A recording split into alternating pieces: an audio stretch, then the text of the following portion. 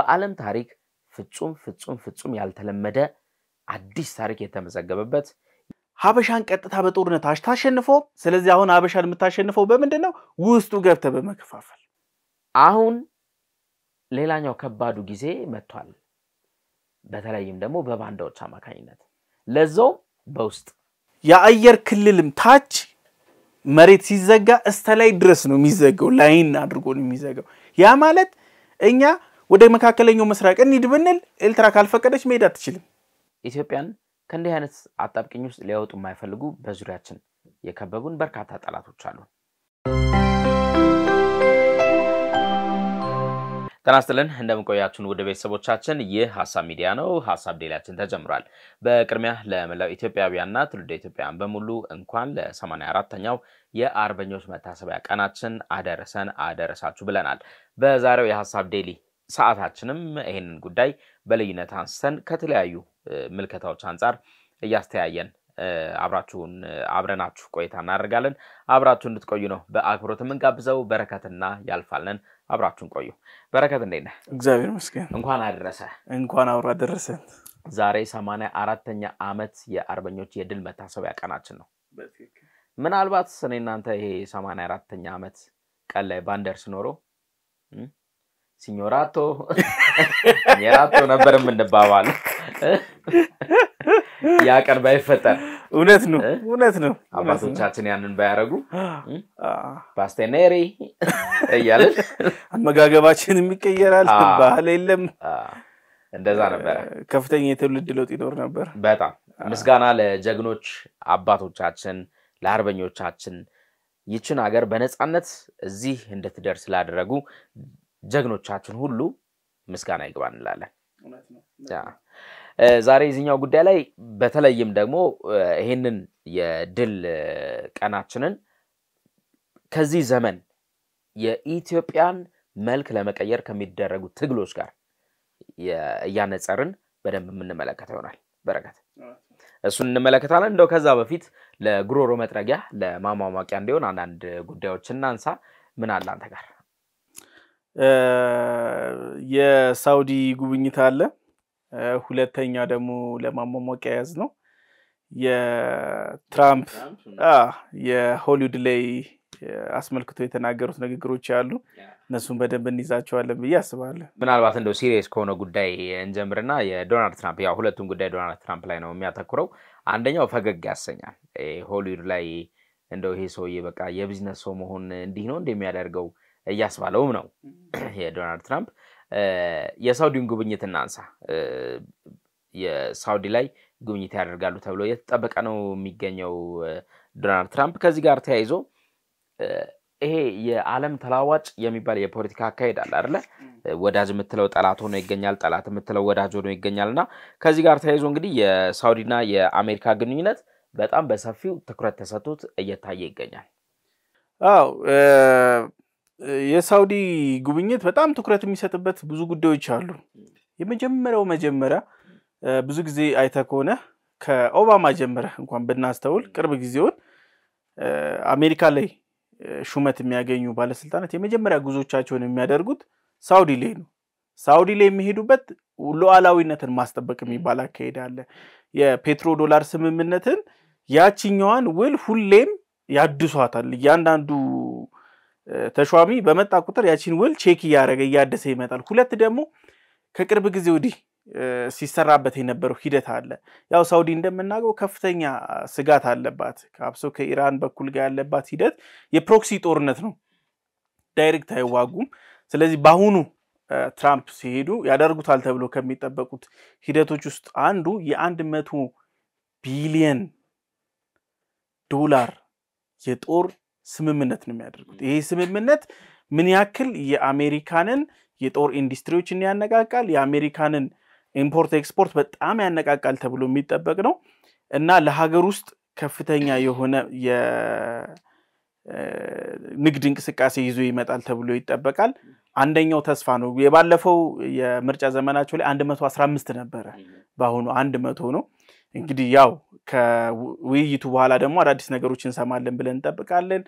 የሳውዲ መንሸራተትም አለ በዚህ ላይ ሳውዲ ድሪብል እያደረገች ነው በባለፈው ሂደቶች ላይ በሳንክሽኖች በታሪፎችም ላይ እንዲሁም ደግሞ ህልውናዬን የመሸፈን ነገር የአሜሪካ ስራ ነው ብላ ታስብ ነበርና አንዳንድ ነገሮች ላይ ተከፍታለች ትንሽ ሳውዲ ከዚህ በፊት የአሜሪካ መንግስት ሲሄድበት የነበረው የሚዲያ ነጻነትን ሳውዲን በብዙ ነገር በሰባዊ መብት በጣም ይወቅሳት ነበር እና አጋጣሚ ደግሞ ትራምፕ ይሄ ነገር ኬር አይሰጡም ግድ አይሰጡም ሰባዊ መብት ሚዲያ ምናምን የሚባል ነገር የለም ቢዝነስ ኤንድ ቢዝነስ የሆነ ሰው ነው ምናልባትም based on back story ስለዚህ ለትራምፕ በጣም ቆንጆ ዌልካም ይኖረዋል ተብሎ ይጠበቃል በሳውዲ ምክንያቱም ይሄንን እነዚህ ነገሮች ሳውዲ ያለባትን ችግሮች ስለማይመለከተው ግድም ስለማይሰጠው ሞር የተሻለ ኢንቨስትመንት ያገኛል ብለን እናስባለን ሁለት ደግሞ እዚህ ፔትሮ ዶላር ስምምነቱም የመጠናከር ሂደት ያሳያል ያ ደግሞ ተጠናከረ ማለት ብሪክስ ያለው አንደኛው ተስፋ እነዚህ የዓለም አቀፍ የኦይል አምራቾች ኢነርጂ አምራቾች ጋር ያለው በሌላ ገንዘብ በዋን ምናምን አማራጮችን የመጠቀም ሂደት እንግዲህ እንደዛውም ብሪክስ ቤይ ማለ እነዚህ ነገሮችን ያዳክማል ተብሎ ስለሚጠበቅ በጣም አሜሪካ ወሳኝ የምትለው እንደውም ከውጪ ፖሊሲዎች ውስጥ የመጀመሪያ የምትለው የህልውና ፖሊሲዋ ነውና በጣም ብዙ ነገር ይጠበቃል ተብሎ ይጠበቃል የአሜሪካ ዋነኛ የገንዘብ ምንጭ ከሆኑ ሀገራት መካከል ሳውዲ ተጠቃሽ ነች በተለይ ደግሞ ከዚህ ከጦር መሳሪያ ሽያጭ ጋር ተያይዞ በቅርብ ከተደረጉ ሽያጮች መካከል ስናነሳ 3.5 ቢሊዮን ዶላር የፈጀ የመካከለኛ ርቀት ተወንጫፊ ሚሳኤል ሽያጩን ማስተዋወስ እንችላለን ሳውዲ ደግሞ እንደምታስተዋውሰው በቂ እዚህ ወደ ምስራቅ አፍሪካ አካባቢ በተለይ ደግሞ ኤርትራ ላይ የጦር ቤዝ የመከራየት አይነት የመያዝ አይነት እንቅስቃሴዎችን ያደረገች ትገኛለች ከዚህ ቀደም ወደ 100 ቢሊዮን ዶላር ፈሰስ ያደረገችበት የጦር ቤዝ የማደላደል እንቅስቃሴዎችን ስታደርግ ነበር እንግዲህ ከአሜሪካ የምትገዛቸው እነዚህ የጦር መሳሪያዎችም ወደ እንደዚህ አይነት ቦታዎች ላይ የመዋል ከፍተኛ ፍላጎትና እንቅስቃሴም ጭምር እንዳላት ነው የሚታየው የዶናልድ ትራምፕ ዋነኛ ሐሳብ ቀደም ሲል እንዳልከው የቢዝነስማን ናቸው እኚህ ሰውዬ ከዚህ ጋር ተያይዞ የፖለቲካ አስተላለፍህ ከየትም ሆነ ከየትም ካንተ ጋር የተሻለ ጥቅም የሚያገኙ መስሎ ከተሰማቸው ወደ አንተ የማጋደሉ ነገር በእርሳቸው ዘንድ ምንም አዲስ ነገር አይደለም ብርቅ አይደለም በእርግጥም የፖለቲካ ፍልስፍናው እንደዛ የሚያስገድድም አይነት ነገር ነው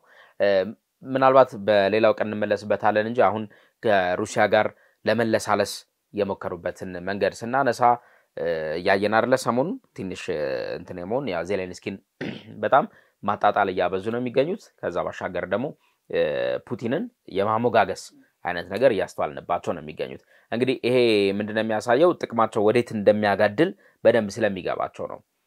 2 አመት የፈጀ ጦርነት ላይ ኢንቨስት አደረጉ ምንም የተገኘ ውጤት የለም ስለዚህ ምንድነው ወደሚያዋጣው ይሄ አይተና ወደሚያዋጣው እንደሚባለው እርሳቸውም ወደዛ ነው የሚሄዱትና ይሄ የሳውዲ ጉብኝት ለአሜሪካ በጣም ወሳኝ የገንዘብ ምንጭ እንግዲህ የሳውዲ የሀብት ጉዳይ ምንም ጥያቄ ውስጥ የሚገባ አይደለም ሳውዲዎች በደንብ ኢንቨስት ያደርጋሉ በደንብ ፈሰስ ያደርጋሉ በተለይ ደግሞ ከዚህ ከጦር መሳሪያ ግዢ ጋር በተያያዘ ሁነኛ ወዳጃቸው ነች አሜሪካ ከሱ ጋር ተያይዞ አሁንም ትራምፕ ሳውዲ ላይ ሲገኙ ተለቅ ያሉ ስምምነቶችን ፈጽመው እንደሚመለሱም ጭምር ይጠበቃል ይሄኛው ትልቁ የዓለማችን መነጋገሪያ ጉዳይ ነው እኛ ስቱዲዮ እስክንገባ ድረስ መገናኛ ብዙሃን የፍለፊት ገጽ ያደረጉት ጉዳይ ነው ሌላኛው እዚሁ ትራምፕ ላይ እንቆይና በቂ የምጨምረው የለም ብዬ ነው አይ የለም እዚሁ ትራምፕ ላይ እንቆይና ያሳልፏቸው ካሉ ውሳኔዎች መካከል እንደው መሽቶ በነጋ ቁጥር እየሰማናቸው ካሉ አስገራሚ መረጃዎች መካከል ይሄ በቃ ጨምሬያለሁኝ ይሄ እንደ ቋጣሪ ባለሱቅ በጣም በቃ በየጊዜው ስትሄድ እንትን ሚል ይሄላ ሰፈርስ ኢንዶሚን ስትለው 5 ብር ጨምሯል ይላል እንደዛ ሚል ባለሱቅ ይኖራል በየሰፈሩና ትራምፕ በየማለዳው በቃ እያንዳንዱ ነገር ላይ የሆነ ታክስ በቃ እንትን ብያለኝ ጨምሬያለሁኝ የሆነ ፐርሰንት ጨምሯል ምናምን ማለት የተለመደ ሆኗል እናስተዋውሰው እናንተም እዚህ ጠረጴዛ ላይ በደንብ ያወራንበት የቻይና አሜሪካ የዚህ የታክስ ጦርነት የዚህ ታሪፍ ጦርነት ከባድ ደረጃ ላይ ደርሷል አልበቃቸውም ይሄም አሁን ሀገሪቱ ላይ ያሉ አብዛኞቹ ነገሮች ላይ የታሪፍ ጭማሪ ተደርጓል በጣም ብዙ ነገሮች ላይ መዝናኛ ኢንዱስትሪ ላይ ገብተዋል አሁንም ይገርማል አሜሪካ ሆሊውድን እንደ አንድ መከላከያ ነው የምትመለከተው ብዙ ሰው ሆሊውድ ፊልም የሚሰራ ነው የሚመስለው አይደለም ሆሊውድ ሂድን ዋፕን ነው የሚባለው ሁላ አንዳንድ ተንታኞች ሲያነሱት ሂድን ዋፕን ነው በቃ ለአሜሪካ ምክንያቱም የአሜሪካ ኃያልነት 100% መታው ፊልሟ ላይ ነው የምትሰራው ፊልም ላይ የተሸነፈችበትን ጦርነት እንኳን ልክ ጦርነቱ ካለቀ በኋላ የወታደሯጅ ብድግ ነገር አድርጋ በቃ አልሞትኩም የሚለውን ስሜት ቀድማ የዓለምን አንዳንድ ነገሮችን ሁላ ሆሊውድ ፊልሞች ላይ ስትመለከት ኢቭን ቴክኖሎጂዎችን ሁላ ስትመለከት ከተወሰነ ጊዜ በኋላ ቴክኖሎጂዎች አፕላይ ተደርጎ ይታያሉ ፕሪዲክት የማድረግ ሂደቶች አሉ አሜሪካ እነዚህን ሆሊውድ ላይ የምታፈሰው ገንዘብ የሆሊውድ መንደር የተያዘበት አካሄድ ስክሪፕት እንዴት እንደሚጻፍ እያንዳንዱ ነገር ታቅዶበት ነው የሚሰራው የአሜሪካን ሉዓላዊነት ለምሳሌ አሁን ተገዳዳሪ የሆኑ ይወጡ ሀገራት አሉ ልክ እንደ ራሻ አሉ በጣም ብዙ ሳንክሽኖችን ከ2000 ምናምን በላይ ሳንክሽኖችን ይዛ በኃያልነት እየወጣች ያለች ቻይና በጣም ቡስት እያደረገ ያለ ኢኮኖሚ ያዘች ሀገር እያለች ግን አሜሪካ በዚህ በሆሊውድ ላይ ከፍተኛ የሆነ እንደ አይን ብሌኗ የምትመለከተው ነው ብዙ ዓለማት ላይ ብዙ መረጃዎችን ብዙ አካሄዶችን መሰራበት ነው ፍሪ ማርኬትን ያመጡት እነሱ ናቸው እንደምታውቀው ፍሪ ማርኬትን ካመጣህ በኋላ ደሞ ወደ ጥበብ ውስጥ ደሞ እንደዚህ ፖለቲካ ሲገባ ጥሩ አይደለም ኦሬዲ ከውጪ የሚገቡ ፊልሞችን ነው እንዴት ኮንትሮል እንደሚያደርገው ራሱ እኔ አንዳንዴ ትራምፕ አማካሪው ማን እንደሆነ ማግደስ ይለኛል እንዴት ነው ኮንትሮል የሚደረገው ኦሬዲ ኔትፍሊክስ ገብቶበታል ዲጂታል ነው ሲስተሙ ድሮ እንኳን ሲዲ ነው ገባ የመያዝ እድል አለ ኮንትሮል የማድረግ እድል አለ አሁን በይነመረብ ነው በጣም ሶፊስቲኬትድ ነው ምናልባትም አንደኛው የብደታቸው መገለጫ በየቢዝላቸው ደስ ይለኛል እንግዲህ 100% ነው ከሆሊውድ ውጪ የሚመጡ ፊልሞች ላይ የ100% ጭማሪ ነው አደርጋለኝ ብለው ያሉት ዜናው ላይ በጣም የገረመኝ ሄድላይን ምናልባት ተመልካቾቻችን ቢቢሲ ላይ አልጀዚራ ላይ ቢገቡ ፍሮንት ፔጅ ላይ ያገኙታል ይሄን ነገር የሆሊውድ ፈጣን ሞት ውስጥ ስላለ ኮቴሽን ውስጥ አድርገው ይሄ ፋስትሊ ዴድ አይነት ነገር ብለው ነው የገለጹት ሆሊውድ በጣም በፍጥነት እየሞተ ነው የሚገኘው ያው በጨዋ አማርኛ እየተዳከመ ነው ብለን ብንገልጸው የሆሊውድ መዳከም እኔ ይሄንን እንዳደርግ አስገድዶኛል የሚል ምክንያት ነው የሰጡት እንግዲህ እንዳልከው ሆሊውድ በጣም ፔኔትሬት ያደርጋል የዓለምን የፊልም ኢንዱስትሪውን የመዝናኛውን ኢንዱስትሪን ብቻ ሳይሆን ፖለቲካው ላይ የሚገባል ምኑ ላይ የማይገባበት ነገር የለም ምን ለማምጣት ነው ማለት እንዳልከው ይሄ በዲጂታል ዘመን ላይ እንደ አይነት ከውጪ እንትን የሚሉ ፊልሞች ላይ ምናምን ብለ የቲክቶክ የፈጠረውን ቀውስ አይተናል አይደለ በቃ እሱ እንደውም ቀላል ምሳሌ ነው ምን ያህል ፈትኗቸው ሲያቅማሙ እንደነበረ ትዝ ይላል በቃ የመጨረሻው ቀን ደረሰ አሁን ቻይናዎች እጅ ሊሰጡ ነው ውሳኔያቸው ሊያሳውቁ ነው ምናምን ተባለ ግን ምንም የተፈጠረ ነገር የለም ይበልጥ እጅ የሰጡት ነው ትራምፕ ሆኖ ተገኙ አይደለም አሁን ይሄኛውም ደግሞ ለዓለም የኢንተርቴይንመንት ሰዎች በጣም አስቂኙ ዜና ነው ለማናቸውም ከሆሊውድ ውጪ ለሚመጡ ፊልሞች ላይ ከዚህ በኋላ 100% ታሪፍ እጥላለሁ ብሏል ያው ከሆሊውድ ውጪ ብለን ስንል ደግሞ ትልቁ የዓለማችን የፊልም ኢንዱስትሪ ቦሊውድ ነው ከዛ ናይሌድ አለ እንግዲህ እነሱ ላይ ነው ወይንስ ሚሊዮን ያየን እንሄዳለን ይሄኛው የትራምፕ ዛሬ እኔ እናንተ ስቱዲዮ ከመግባታችን በፊት ያየነውና ያስገረመ ዜና ነው እሱን እናንሳ ብለን ነው ወደዋና ግዳያችን ንግባር ለበቂ ዛሬ 84ኛውን የድል መታሰቢያ ቀናችንን ምክንያት አድርገን ድል በዛ ዘመን ድል በእኛ ዘመን ኢትዮጵያን መልኳን ያልቀየረው የድል መንገድ አሁንስ መልኳን የመቀየር ፈተና ተጋርጦበታል ያን ፈተና እንዴት እንወጣዋለን እንዴትስ እየተወጣነው ነው ሁነኛ የኢትዮጵያ ጠላቶች ብለን የምንገልጻቸው አካላት አሉ እነዛ ሁነኛ የኢትዮጵያ ጠላቶች ይህችን ሀገር እንደምን አድርገው መልኳን ሊቀይሩ እየፈለጉ ነው እንደምንስ አድርጎ እያልተሳካላቸው ነው የሚለውን በደንብ እናነሳለን በጣም አሪፍ ደርሰን እንመለስ አይደለ ትንሽ ፋታ ወስደን ከገጀመር ካንተ ያው ስሜት አይተውናል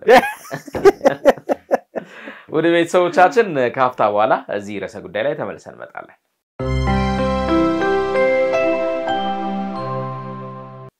እሺ በቂ ተመልሰን መተናል። እንግዲህ የ84ኛውን የአርበኞች መታሰቢያ በዓል ወይንም የድል በዓላችንን ስናነሳ ሁለት ነገር ይነሳል ታውቃለህ አይደል? ኢትዮጵያ እንኳን ለነጻነት ቀናችሁ አደረሳችሁ የሚሉ አሉ፣ እንኳን ለድል ቀናችሁ አደረሳችሁ የሚሉ አሉ። ኢትዮጵያ የነጻነት ቀን አይደለም ያላት፣ የድል ቀን ነው። ይሄኛው ቀን የዛሬ ቀናችንኛ የድል ቀናችን ነው። የነጻነት ቀን ስንል ይሄ ታፍነ ተይዘህ ምናምን ራስን ነጻ አስተውጣ ነው። እኛ ይሄ ደግሞ ጥረ ግረህ በላብህ ተዋክተህ ጋራ ሸንተረር ብለህ ያሸነፍከው ድል ደግሞ የድል ቀን ነው። ስለዚህ ኢትዮጵያ የነጻነት ቀን አይደለም ያላት፣ የድል ቀን ነው ያላት። ይሄኛውም ቀን ዛሬ የድል ቀናችን ነው። እንግዲህ ከ1928 ጀምረን ከ1933 ያሉትን ዓመታት ስናስብ ለኢትዮጵያ እጅግ በጣም ፈታኝ የሚባሉ ጊዜያት ነበሩ። ከፈታኝነቱ በስተጀርባ ደግሞ የአያቶቻችን የአባቶቻችንን ቆራጥነት፣ ሀገር ወዳድነት፣ ለሀገር የሚከፈልን መስዋዕትነት በብዙ ያየንበት ነበር። እንደምታስታውሰው የ1888ቱ የአድዋ ድል ጣሊያን ፋሺስት ጣሊያን አንገቱን የደፋበት በዓለም ታሪክ ፍጹም ያልተለመደ አዲስ ታሪክ የተመዘገበበት የጥቁር ሕዝብ ድል የተረጋገጠበት የአድዋ ድል ተበሰረ። ከዛ ጊዜ ጀምሮ እስከ 1928 ድረስ ስንቆጥር ድፍን 40 ዓመት ይሞላል። ጣሊያን ለ40 ዓመት እንቅልፍ ሳይተኛ ሲያሴር ነበር ኢትዮጵያ እንዳግም ለመውረር። እውነት ነው። ወደ 200 ሚሊዮን በነሱ በጊዜው በነበረው አቆጣጠር ኢንቨስት አድርጋለች ጣሊያን ይሄንን ለመምጣት። እንደውም አንዳንድ አማካሪዎች ይቅርብሽ ዳግም ሽንፈት፣ አውሮፓኖች የመጀመሪያውን ሽንፈት በጣም አሟቸዋል። አሜሪካ ላይ ኢትዮጵያኒዝም የሚባል ሃይማኖትና እንቅስቃሴ ሁላ ሙቭመንት ስተመጀመር ደርሷልና ከፍተኛ ቀውሰት ፈጥሮባቸዋል። በዛ ላይ ጥቁር እንዴት ነጭን ያሸንፋል የሚለው ደግሞ ታሪክ አለ፣ ተገላቢጦሽ ሆኖባቸዋል። ይሄ በጣሊያን ላይ ከፍተኛ ተጽዕኖ አድርሶባት ነበር። የፖለቲካል ተጽዕኖ ቀላል የሚባል አልነበረም። ታስታውስ እንደሆነ አንድ ቪዲዮ ነበረች ኃይለ ሥላሴ የጸጥታው ምክር ቤት ላይ ቆመው ገና ንግግር ሲጀምሩ በማፏጨት በመረበሽ በመጮህ ለማስቆም ሙከራዎች ሁላ ሲደረግ ድረስ ነበር እና ምን ያክል ተናበው ሲሰሩበት የነበረ ነው። ይሄንን በጣም በሚያሳዝን ሁኔታ ለሁለተኛ ጊዜ በደንብ አጥንተው አንድ ነገር ተምረዋል። በነገራችን ላይ ጣሊያን አንድ ነገር ተሳክቶላታል። የተሳካላትም ኢትዮጵያንን በጦርነት ማሸነፍ አይቻልም፣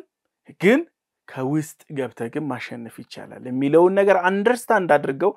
በሱ ላይ በደንብ ሰርተውበት 5 ዓመት ሙሉ ኢትዮጵያን ስትዋጋ የነበረው ረፍት መንሳት ነበረ። ባንዳ የሚለውም ስም በነገር ላይ ተፈጠረው ያኔ ነው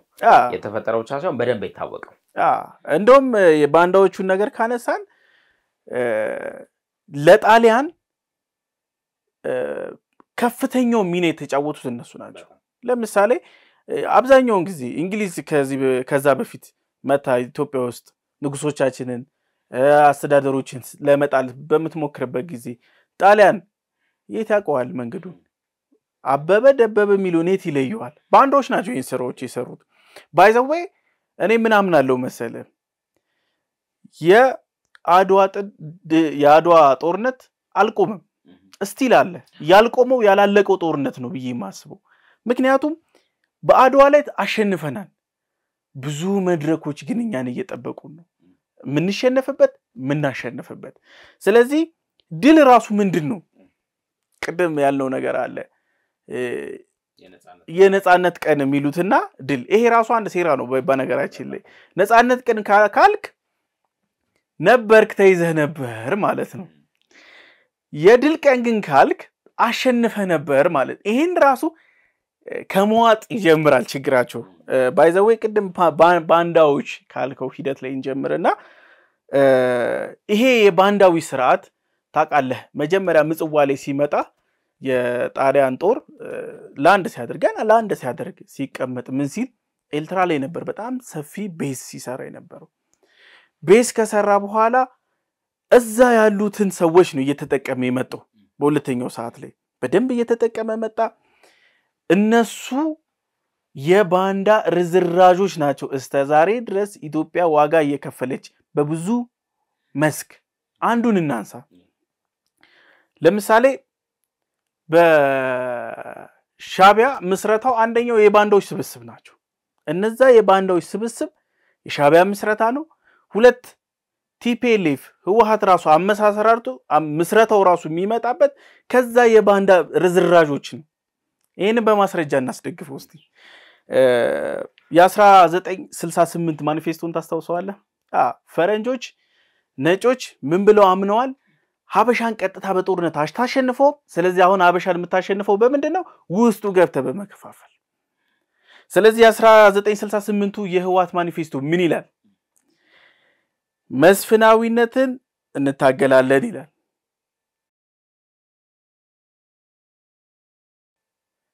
ህወሓት ምን ይላል መስፍናዊነትን እንታገላለን ይላል በማኒፌስቶ ላይ ከዛ ደግሞ መልሰው ምን ይላሉ አይ መስፍናዊ አባል አለን ይላሉ ሌሎቹ አንዳንዶቹ የፊውዳል ባክግራውንድ ያላቸው ናቸው አንዳንዶቹ አብዛኞቹ ሳይሆን አይቀርም እሱ አብዛኞቹ ማለት ይችላል አንተ የምትታገለው ከማጋ ነው ራስህ ጋር ነው ወይ በርስ የተምታታ ነገር አለ ከዛ ደግሞ ሁለት ምን ይላል መሰለ ጨቋኝ የአማራ ብሔር ብሎ ይጽፋል እዛው ማኒፌስቶ ላይ ምን ማለት ነው እሱ እንዴት ህዝብን ጨቋኝ ትለዋለህ አገዛዝን ከሆነ ያስኬዳል ቡድናዊን ከሆነ ያስኬዳል ህዝብን እንደ ህዝብ የዘር ማጥፋት ነው ያወጀ ይገባበት ይሄ ራሱ አንድ የጣሊያን ርዝራዥነትን ነው የሚያሳየው ባንዳዊነትን ነው የሚያሳየው በሶስተኛ ደረጃ እንመልከት አዲስ አበባ የጨቋኝ ዋና ብሔር መቀመጫ ይላል ይሄ ራሱ የሚጠላውን ህዝብ ነው ሲያስተዳድር የነበረው በሶስተኛ ደረጃ እንምጣ የአንደኛው ጣሊያን ከሰራው ስራ አጀንዳውን ተቀበሉት ከሄዱበት አካሄድ ውስጥ ማለት ነው ከኛ ይልቅ የኤርትራ መንግስት ይጠቅመዋል ይላል የትን የአሰብን ወደብ ይሄንን የህወሓት አመራሮች ናቸው ያሉት በቪዲዮ አለ ምንም እንኳን በአሰብ መጠቀም እኛን ምናልባትም የኤርትራን ያህል የሚጠቅመን ነገር ቢሆንም አሁን ካለንበት ተጨባጭ ሁኔታ አንፃር በአሰብ ወደብ መጠቀም ከኛ ይልቅ ይበልጥ ኤርትራን መንግስት ይጠቅማል የሚል ድምዳሜ ላይ ደረሰ ታሪክ ይዙታል ከኛ ይልቅ አሰብ ለነሱ ያስፈልጋል ብሎ የሚሰጥመን ይሄ ኢትዮጵያዊነትን እነሱ ሰዎች ኢትዮጵያዊ ናቸው ብለህ ራሱ ተጠይቃለህ ሶስተኛ ደግሞ ምን ይላል መሰለ መስፍናዊነትን መታገል ይላሉ ከዛ ደግሞ አይ እኛ አብዛኞቹ መስራቾች መስፍናዊ ነን ብለው ደግሞ ይመጣል ይሄን ነገር ስትመለከተው ማለት ነው እርስ በእርሱ የማይጣጣም በጥላቻ መምራት ያ ማለት ምን በያስባለው መሰለ ጣሊያን የሰጣቸውን ሲሄድ የሰጣቸውን አጀንዳ ይዘው ያስፈጸሙ ነው ያሉት እንግዲህ እዚህ ጋር መስፍናዊነት መታገል ብለው ደጋግመው ያነሱት ላይ ምን እናንሳ ወደ ኋላ እንመለስ የዚህ 1928 የዳግም የጣሊያን ወረራ ላይ ሁሉም ኢትዮጵያዊ ያልጠበቀው ክስተት ነበር ያኔ ተከሰተው ዳግም ጣሊያን ተመልሳ በተለይም ደግሞ ከ40 ዓመት እንዳልኩ እንግዲህ የአንድ ጎልማሳ ዕድሜ ማለት ነው አይደለ እስከ አንድ ጎልማሳ ዕድሜ ጣሊያን ከሄደችበት ጊዜ ጀምሮ የተወለደ ልጅ እድሜው ጉልምስና ላይ እስኪደርስ ጊዜ ድረስ ይሄንን ሴራ የሸረበች ስለመቆየታ ኢትዮጵያ ጠርጥራ አታውቅም ነበር መስፍናዊነት ላይ ያልከው ልክ ተመልሰው ሲመጡ መሳፍንት መኳንንት አለቃ የምንም በለው ራሳቸው መሳፍንቱና መኳንንቱ የመሳፍንቱና የመኳንንቱ ልጆች የመሳፍንቱና የመኳንንት እንግዲህ ያኔ ታውቃለህ 7 ዘር ራሱ ተቆጥሮ የገሌኮ የመሳፍንት ዘር ነው ይባላል አይደለ ያንን ሁሉ ማዕረጋቸውን ዝቅ አድርገው መሳፍንቶቹ ተራ ተዋጊ ሆነው የዘመቱበት ጦርነት ነበር ይሄ የ5 ዓመቱ የተጋድሎ ጊዜ እንግዲህ 5 ዓመት በእንደዚህ አይነት መልኩ ጣሊያን በርግጥም የተደላደለ የተረጋጋ ጊዜ አልነበረም 5 ዓመቱ እንዲሁ ያዝን ለማለት ነው እንጂ ፋታም ይሰጣል ነበርም ኢትዮጵያን በዛ ጊዜ አያቶቻችን አባቶቻችን ፋታም ይሰጡ አልነበሩም የተደላደለ ጊዜም አልነበረው እንግዲህ የ4 ኪሎ መታሰቢያ ሐውልት ምን ያህል ዙሪያውን አይተዋል አይደለ እያንዳንዱ ያለው መታሰቢያ በ5 ዓመት ውስጥ የተከፈለው መስዋዕትነት ጭምር የሚያሳይ ነው እዛ ላይ ያለው ሶበኪ ይሄ ሆነ 1933 ላይ ይሄ ድል ተገኘ አይደለም ከዛ በኋላ እንግዲህ ጃንሆይም ተመልሰው መጡ ኢትዮጵያ ከዚህ የውጭ ወረራ የባሰ ከአድዋ ድል የተገኘበት ወረራ የባሰ አጋጥሟት አያውቅም ነበር እርሳቸው ዙፋናቸው ላይ ሆነው ደርግ መጥቶ ስልጣኑን እስኪይዝ መፈንቅለ መንግስቱ ያን ያህል ይሄ ውስጣዊ ግጭት ነው ውስጣዊ ትርምስ ነው ያ መንግስት ለመንግስት ሲገለባበት ታውቃለህ እንግዲህ መንግስት ሲገለበት የሚፈጠሩ ውጥረቶች አሉ እሱ ተፈጠረ ደርግ በመፈንቅለ መንግስት ስልጣኑን ያዘ ከዛስ ከባዱ ጊዜ ማን መጣ የካራማራ ጦርነት እንደምታስታውሰው ጓድ መንግስቱ ኃይለማርያም ትልቅ መስዋዕትነት እንዲከፈል ያደረጉበት የአድዋ ድልና የዚህ የ5 ዓመቱ ጦርነት ድል ዳግም እንዲደገም የተደረገበት ነበር ይሄም አሁን የምን ወረራ ነው ውጫዊ ወረራ ነው ደርግ ተፈነቀለ በህዋት አማካይነት የትጥቅ ትግል ተደርጎ መጣ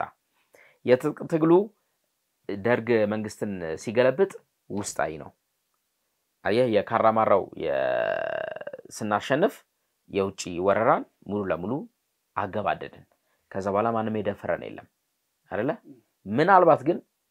በኔና ባንተ እድሜ የምናስታውሰው የ9192 ጦርነት አለ የኢትዮ ኤርትራ ጦርነት እሱኛውን ከባድ ጊዜ እናነሳለን ይሄን ሁሉ ታሪክ እንደዚህ የመዘዝን ያመጣ ነው ለምንድን ነው ኢትዮጵያ የውጪ የውስጥም ከባድ ችግሮች ገጥመዋታል የውጮቹን በድል ተወጣለች የውስጠኞቹ ግን በባንዳዎች ቀደም ሲል በተቀስካቸው ባንዳዎች አማካይነት ፈተና ውስጥ የከተታት ዛሬን ዘልቋል የ9192ቱ የኢትዮ ኤርትራ ጦርነት ብዙዎች የሚሰጡት በየልባቸው የሚሰጡት ትርጓሜ ያለ እሱን አጽንተን እንሂድ አሁን ሌላኛው ከባዱ ጊዜ መጥቷል በተለይም ደግሞ በባንዳዎች አማካይነት ለዛው በውስጥ ጠላቶቻችን አማካይነት እንደውም ቅድም አሪፍ እንትን መጣህልኝና ማግኔት እንዴት ነው ተመሳሳይ ሲሆን ምን ያደርግ ይሰባው ኢቻዘርና ሪፔር አበሻ እንደዛ ነው በነገራችን አትራክት ኢቻዘር ሪፔር ኢቻዘር ብለው አስተምረውናል ፊዚክስ አስተማሪዎቻችን አይደል በትክክል አበሻ እንደዛ አይነት ባህሪ ነው ያለው ከውጪ ከሆነ ይሰባሰባል ምንም ይሁን አጀንዳው ምንም ባድዋ ላይ ጊዜ ጦርነት ላይ ከሚኒሊክ ጋር ማይስማሙ ነበሩ አድዋ ሲታወጅ ተሰብስበው አንድ ላይ ነው የመጡት የፖለቲካ ችግራቸውን ተው ለጦርነት የሚፈላለጉ ማለት ነው አንድ ብለ ያዘው ሁለተኛ የዚያድ ባሬ ጊዜ ላይ ህወሓትን ጨምሮ ብዙ ኃይሎች ነበሩ በርግጥ ህወሓት የዛ ጊዜ ዚያድ ባሬን ጦር አግዟል ነው እንደውም የሚባለው መረጃውን በማስረጃ አስተናገኝ ድረስ ወይወል አርገን እንቶ ግን በዛ ጊዜ ላይ አብዛኛው ኢትዮጵያዊ አንድ ሆኖ ተዋግቷል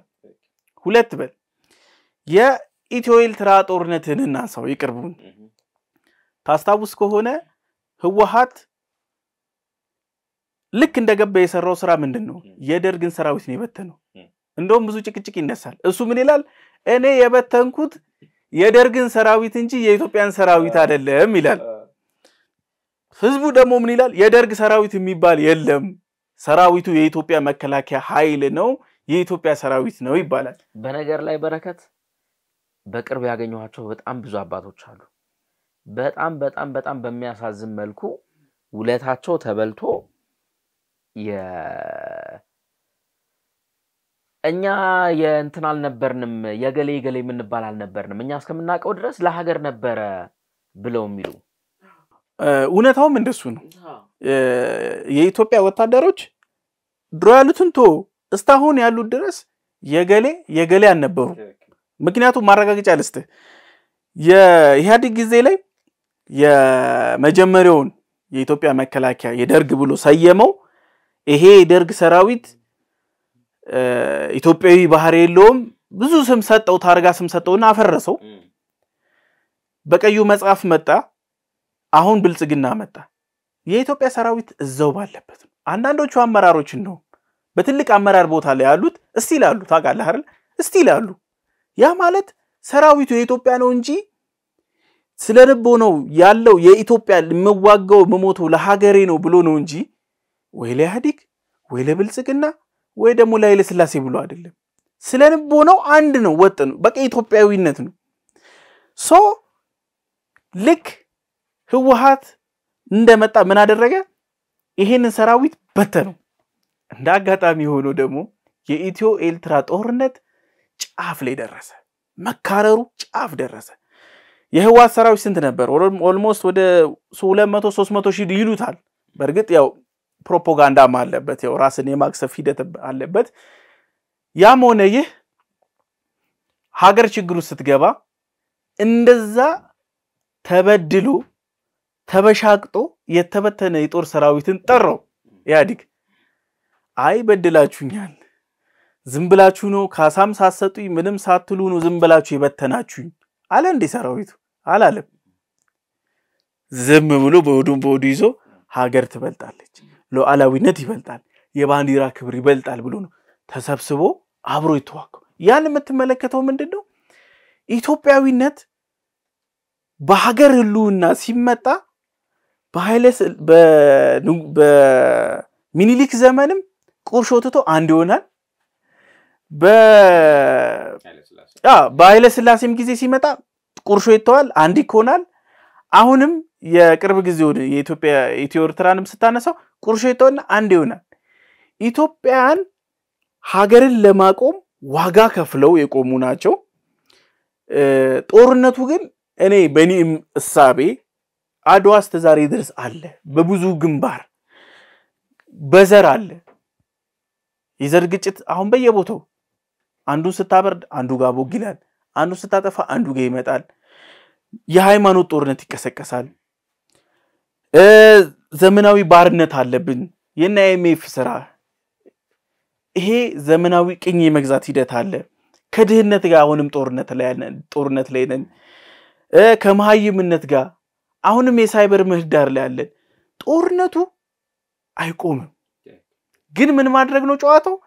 ድል ያደረክ መሄድ ነው ኢትዮጵያን አንደኛው ጣሊያን ከሰራው ስራ ውስጥ ምንድነው ቀጥታ ማሸነፍ እንደማይሆን አረጋገጠ በመጀመሪያው በሁለተኛው በነገራችን ላይ ይሄ ማለት እንደ አውሮፓ በጣም ትልቅ ሽንፈት ነው ለዛው ጣሊያን ብዙ እድል ነበሩ ጦርነቱን የቀኝ ግዛትን ጦርነት ሲቀላቀል ይሄ ቀኝ የማስገበር ሚሉትን ሲቀላቀል አርፍዶ ነው የገባው በነገራችን ላይ መጨረሻ ላይ የሚንቀሳቀስ ብዙ አድቫንቴጅ አሉ አበሻ ምን ይላል ረጋልሽ ላም ጠሊሎዋ ተጣጣለች ሚላ ከሄዳለ ከብዙዎቹ ከነ እንግሊዝ ብዙ መማር ይችል ነበር ከነ ፍራንስ ብዙ ነገር ያያየ ነበር የመጣው ግን ምን ተሸወደ አበሻ በባህሪው አክባሪ ነው አብልቶ አጠጥቶ እንግዳ ተቀባይ ነው ሶ ያንን ሲያይ ኢትስ ሶ ሲምፕል ብሎ ነው የገባበት ሁለት ትልልቅ ውርደቶችን ታቅፎበት ይወጣበት ነው እንደዛ ብለን በደንብ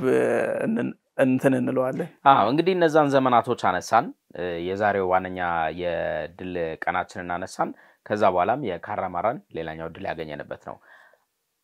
እነዛ ዘመኖች የአያቶቻችን የአባቶቻችን ዘመኖች ናቸው በእኔና አንተ እድሜም ያየነው የኢትዮ ኤርትራ ጉዳይ አለ ብለናል አሁንም ግን ኢትዮጵያን ከእንዲህ አይነት አጣብቂኝ ውስጥ ሊያወጡ የማይፈልጉ በዙሪያችን የከበቡን በርካታ ጠላቶች አሉ ወራጅ መስሎ ጠላትም ጭምር አሉን እንግዲህ አሁን ያለንበት ጦርነት ዘመኑን የሚዋጅ ጭምር ነው የሳይበር ጦርነቱ በብዙ መልኩ ስናይ በተለይም ደግሞ ከዛ ሁሉ እልቂት በኋላ ተቋጭቷል የተባለው የኤርትራ ጉዳይ እያደር ማንሰራራት እያደር መዝገቡን ነፍ ያሉ ማንሳት አይነት ነገር በተረጋጋሚ ያየን ነው ኢትዮጵያ በርግጥስ አሁን ዳግማዊ የአርበኞች ቀን ዳግማዊ የድል ቀን እንድታደርግ ያስገደዷት ነው ወይ የሚል ጥያቄ የሚነሳል እዚህ ላይ በስነ ስርዓቴ አለ አይደለ እኔ እናንተ ለምሳሌ አንድ ድርጅት ኖሮን ስንለያይ ምንለያይበት እንኳን በቃ ድርጅቱን ወሰደው እኔ ሊድ ይሆናል እንዴ አይሆንም አይደለ ሁለት ወደብ የነበራት ሀገር እንዴት አንድ አይኖራትም አባ በሴራ ነው የተሰራው ይሄ ስራ ቢትሮስ አይቷል ወደ 230 ገጽ አለው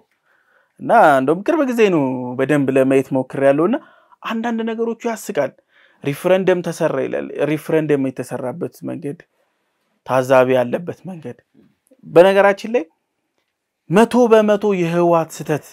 የተሰራበት ቦታ ነው 100% ግን አንድ ነገር ልንገር ዳግማዊ ድል ይኖራል ላይኖርም ጦርነት ይኖራል ላይኖርም ለምትለኝ ግን አይቀር ለምን የሚለው ላይ እንዴ አባባሉ ጠፋኝ እንጂ አበሻ ምን ይላል በግፍ ከሄደችው በፍትህ ሄደችው ሚል አባባል አለችውና ሶ ይሄ ነገር በግፍ ነው ሄዶ በተንኮል በሴራ በደባ ነው ሄዶ ሶ የትውልድ ጥያቄ ነው ይሄንን ነገር በፍጥነት መመለስ ካልተቻለ ዛሬ በእኛ ትውልድ ላይ ቢዘል ቀጣዩ ትውልድ ላይ አይቀርም በፍጹም የሚቀር ነገር አይደለም ምክንያቱም ማለት ነው አብዛኞቹ ነገር ድንበር ማካለሉ ሳይጠናቀቅ እንደቆመ ታውቃለህ አንድ በል ብዙ ነገሮችን በእንጥልጥል ላይ ነው ያስቀሩት ኢቭን ያው ማለት የንትን ሆነ በጣም የጥርፊያ ነገር ሆነ አይ ቲንክ የዛ ጊዜ እኛ አልበሰልንም አይደለ በቂ እንትን ህዝቡ በደንብ እንዳይገባው የተደረገ መስሎ ይሰማኛል አሁን ላይ ዝም ብዬ እንትኖቹን ሳነባቸው ያን ይወጡ ይሄ መጽሔቶችንም ጋዜጦችንም መጽሐፎችን ጭምር ሳነብ በጣም ጥድፍድፍ ያለ ነገር አለ ህዝቡ ብሬኖሽ አልተደረገም በቃ ይሄ ያአሰቡ ዋና እንትን ያ ነው ማለት አሉ ይሄ በድንበሩን በኩል በየብሱ ላይ ምናነሳው ብዙ ጥያቄ ህዝቡ ስቲል የሚያነሳው ብዙ ጥያቄ አለ በጣም ብዙ ጥያቄ ያኔ በጣም ማቹርድ የነበሩ የበሰሉ ሰዎች የሚያነሱት በጣም ብዙ ጥያቄ አለ አሁንም ያልከው ያ ነው በቃ ነገሩ ጥድፍድፍ ያለ ስለሆነ ብዙ እንትን አልተደረገም ህወሓት በውስጡ ብዙ መከፋፈል መጥቶ ነበር ለምሳሌ የኢትዮ ኤርትራ ጦርነቱ በጣም እየተፋፋመ ኢትዮጵያ እያሸነፈች በሄደችበት ሰዓት ላይ አንዳንድ የህወሓት አመራር ጄኔራሎች አሁንም በህይወት ያሉት ይናገሩታል በቃ ደርሰናል በዚሁ አሰብን እንያዝ የሚል ሐሳብ ተነሳ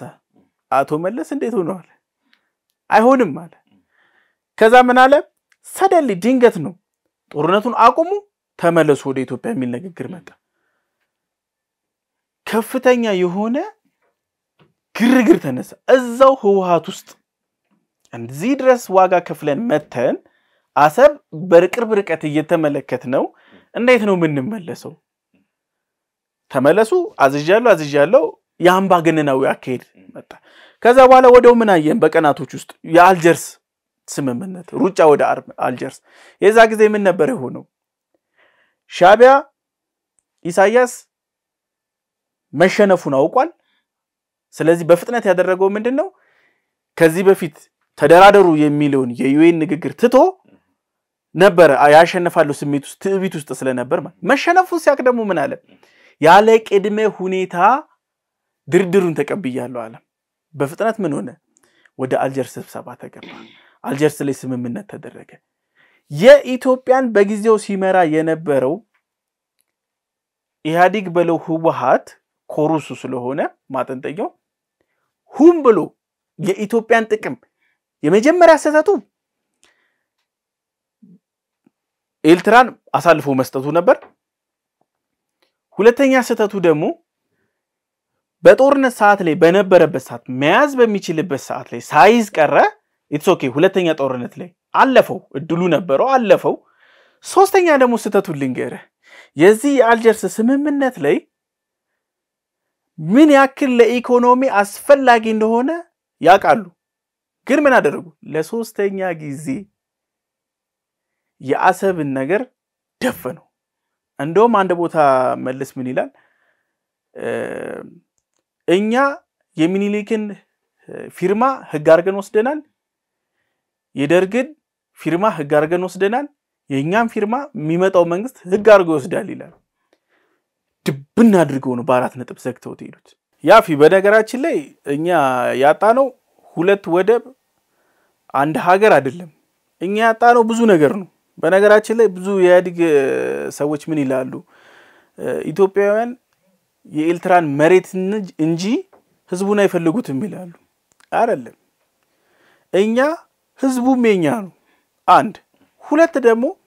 ስናጣ ሁለት ወደብ ብቻ አላጣንም እቺ እንደ ሽንጥ ወርታች የምትወርደው ቦታ አለች አይደለ ታች ደርሳ የምትመለሰው ኤሪያ በነገራችን ላይ የባህር በር ያላቸው ሀገራት ወደ የትኛውም ሀገር በረራ በሚያደርጉበት ጊዜ የማንንም ሀገር ድጋፍ አይፈልጉም ፍቃድም አይጠይቁም ወደ ዋናው ቦታ ለመሄድ ማለት ነው ወደ ባህሩ ገብተው ወደ ፈለጉት ቦታ ፍሪ ነው ከዛ በኋላ ያለው ማለት ነው እኛ ግን እንጠይቃለን እኛ ለምሳሌ የሆነ በረራ ማድረግ ብትፈልግ ወይ ጅቡቲን ትጠይቃለህ ወይ ሶማሊያን ትጠይቃለህ ወይ ኤርትራን ትጠይቃለህ ዛሬ ተነስተ አንድ ቦታ ለመሄድ ብትፈልግ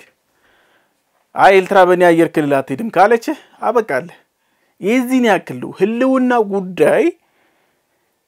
የባህር በሩ ብቻ አይደለም ከዛም ያልፋል የአየር ክልልም ታች መሬት ሲዘጋ እስተላይ ድረስ ነው የሚዘጋው ላይን አድርጎ ነው የሚዘጋው ያ ማለት እኛ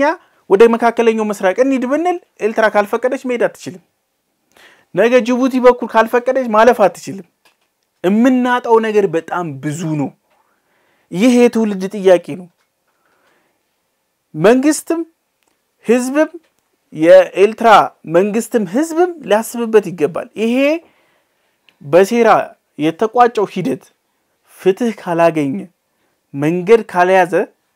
የጊዜ ጉዳይ ነው እንጂ ችግር ማምጣቱ አይቀርም በጣም አሪፍ በዚህ ቋጫው በረከት